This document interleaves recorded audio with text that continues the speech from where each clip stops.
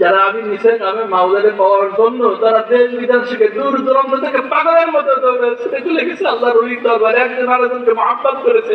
আমার ওইসব মহব্বতের বান্দারা যখন চলে আসছে, আমি রাসূল আপনার অপেক্ষা করি নাই, আমি আল্লাহ রাসূল, আমি আল্লাহ রাব্বুল আলামিন ওই দলটাকে নিজের কুদরতি করে অলরেডি জান্নাতের ভিতরে পৌঁছে দিয়েছি। সুবহানাল্লাহ।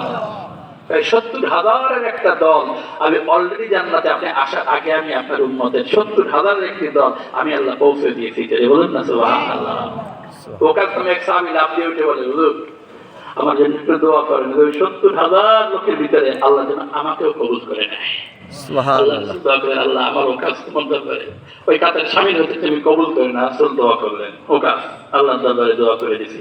আরেক সাহাবী বলে, আমার জন্য দোয়া করেন, আর হবে না, দোয়া হয়ে গেছে অলরেডি।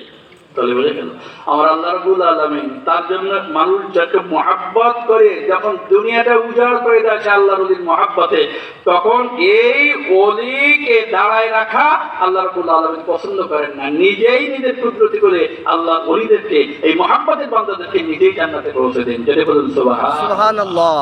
হাশরের ময়দানে আল্লাহ প্রথমে হুইসাল দেবেন, আইনাল মুতাহাব্বুনা বিজালালি উযিল্লুহুম ফি যিল্লি ইয়াওমা লা যিল্লা ইল্লা যিল্লি।